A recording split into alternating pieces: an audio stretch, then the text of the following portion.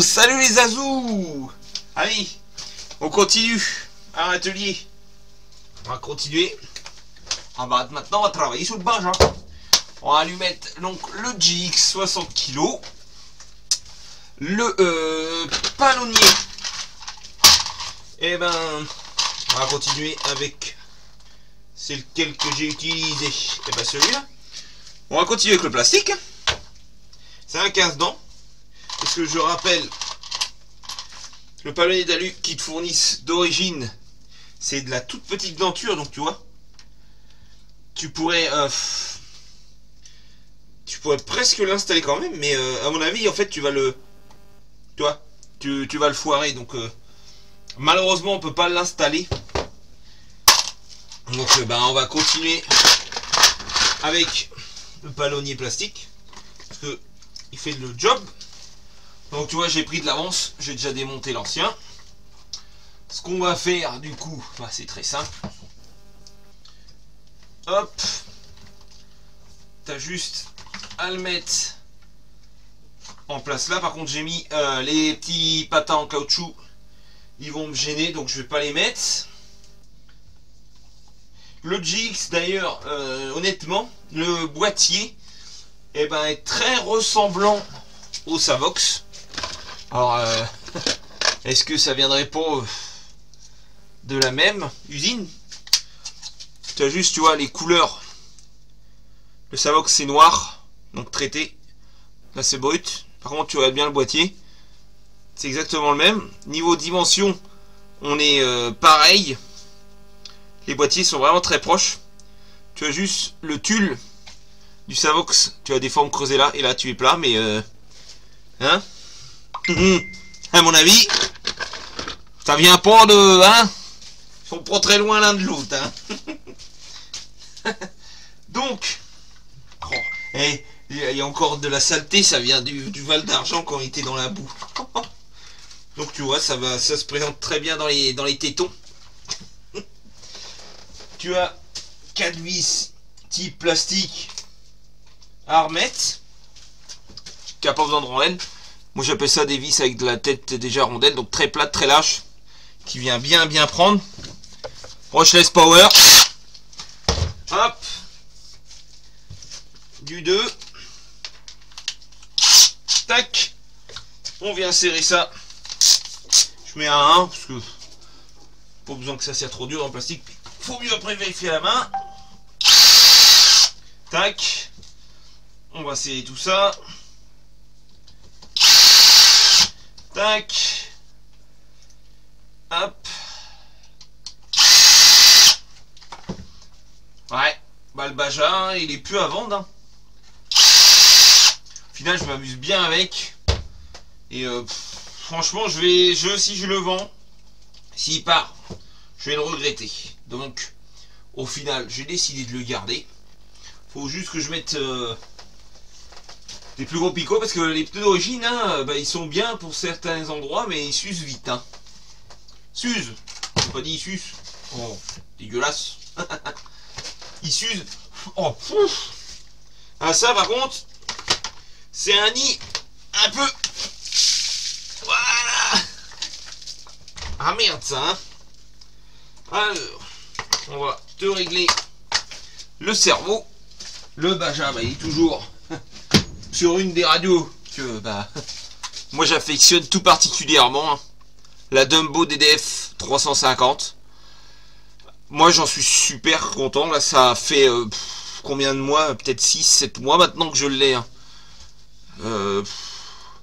Là tu vois ça brille. Ça brille parce que à force de tenir ça s'use, mais ça va nickel. Ça va bien. Moi toujours en anglais, j'ai pas fait de mise à jour.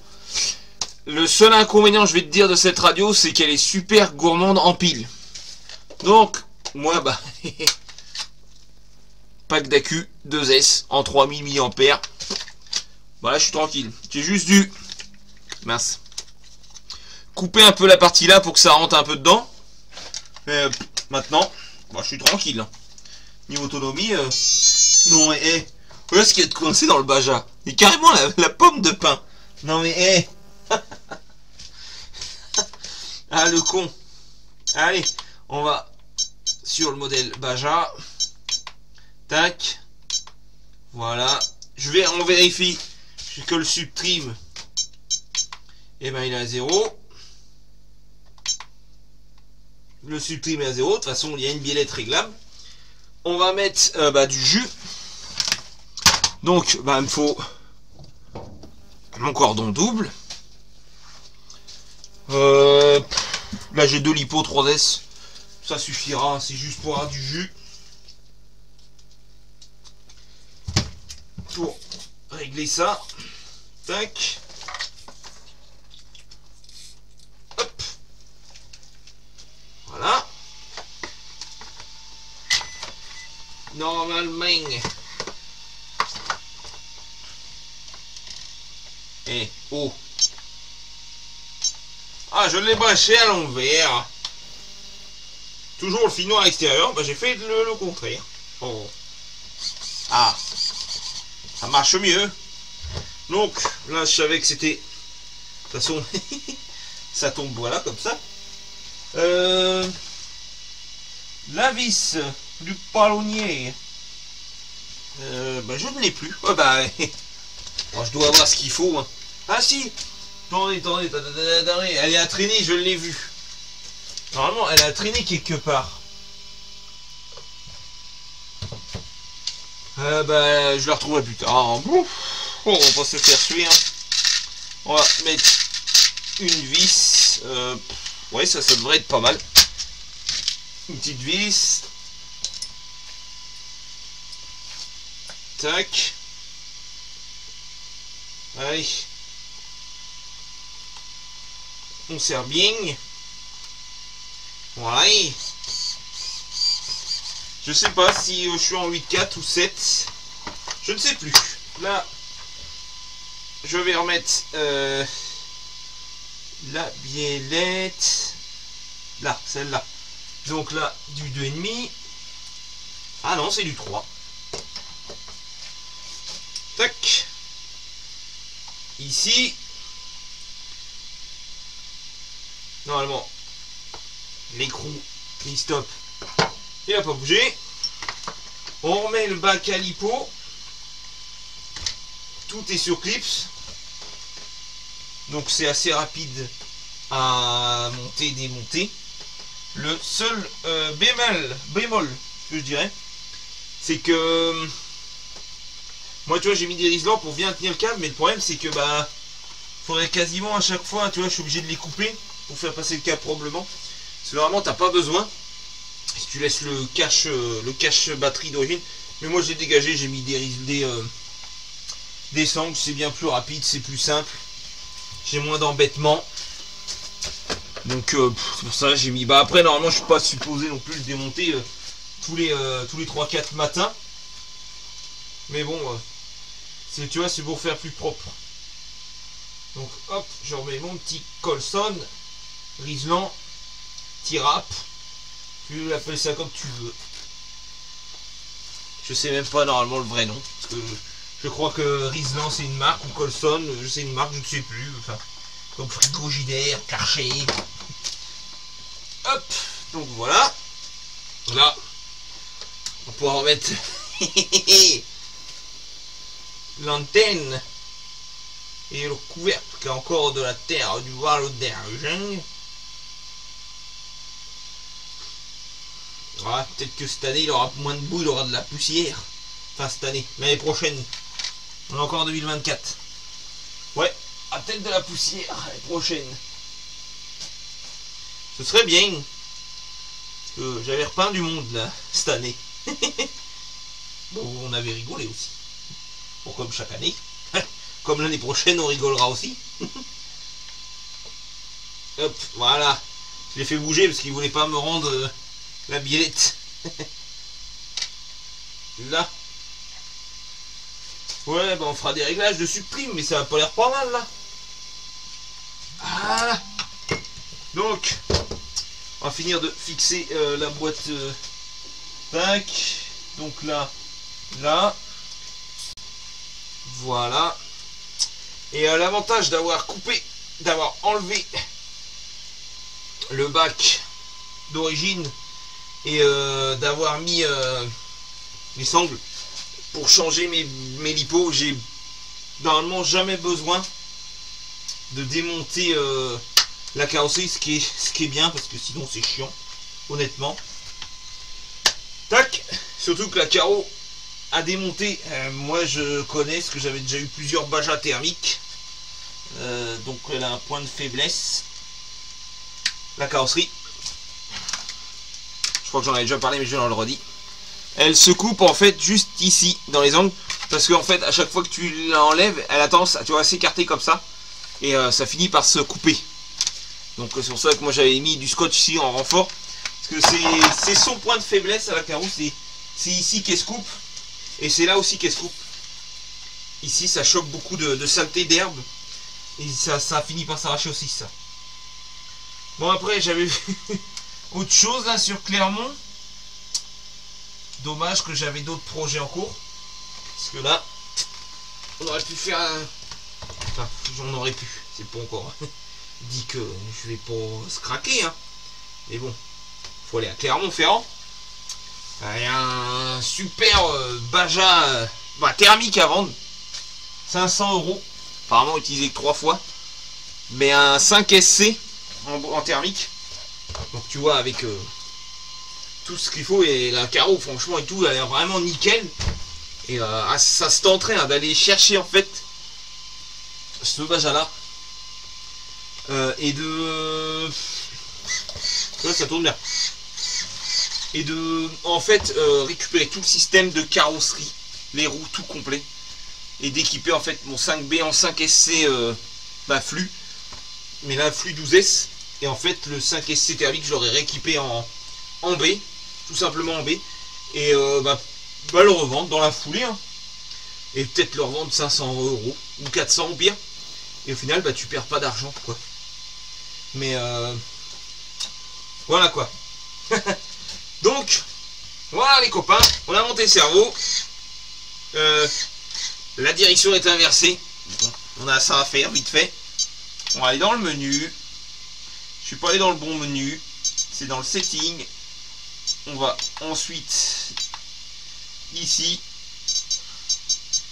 inversion, hop, c'est enregistré.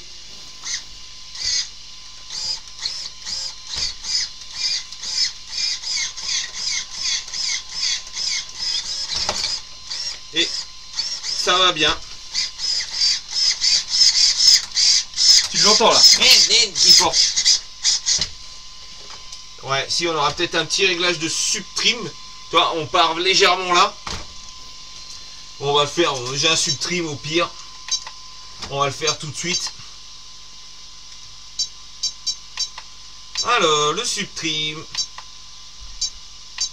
Voilà.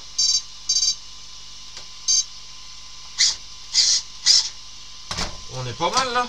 Ouais, ça a l'air bien. Allez, on valide. On verra ça plus tard. Donc, hop. Non, moi ce que j'aime bien faire, franchement, les Clivario, c'est, je le dis parce que là on y est dessus. Quand il tourne comme ça, moi ce que j'aime bien faire, c'est ça. Tout simplement, comme ça en fait, je vide mes condos.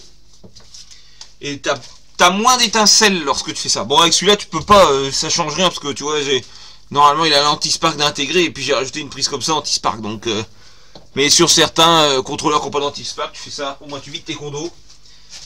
Et au prochain branchement, t'as pas d'étincelles normalement. Moi c'est ce que j'ai pris l'habitude de faire ça avec Traxxas. Parce que Traxxas, t'as pas de... Mince, t'as pas justement d'intérêt. Tu peux les allumer, mais tu peux pas les éteindre. Donc du coup, tu vois, tu vides tes condos à chaque fois, ça t'évite de faire un arc électrique. Ça t'évite d'abîmer les prises à la longue, mais bon, tu vois bien. On n'est pas là sur... ça dépend des véhicules, de la puissance et tout, mais sur de l'1.8, on n'est pas non plus à des gros voltages et tout. Donc, il y a moins de risques. Allez, donc on remonte la carrosserie. Là, le carreau qui est tenu avec 5 clips. Donc, tac, tac. Ah oui, oula, ouh, j'ai perdu, je dis bah mince, ces petits clips, c'est pourquoi? C'est pour ça. Les faux optiques qui peuvent être vraiment fonctionnels. Sauf que j'avais regardé les prix chez HPI. Tu prends le kit pour que ça fonctionne, c'est plus de 100 €. Et là tu fais, oh nom de Dieu. Et je crois que par contre la coupe chinoise c'est beaucoup moins cher. Peut-être que ça éclaire beaucoup moins, mais c'est moins cher. Mais bon, moi c'est bon. J'ai pas l'intérêt de l'éclairer. J'ai assez de véhicules avec de la lumière. Donc tu vois. J'ai pas besoin. Hop, on met les optiques.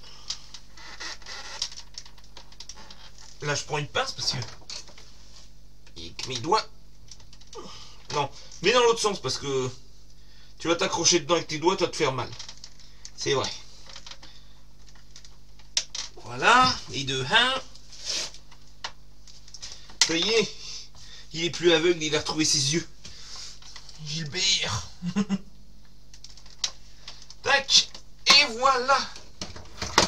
Et voilà les copains, le Baja 5B est à nouveau prêt à rerouler.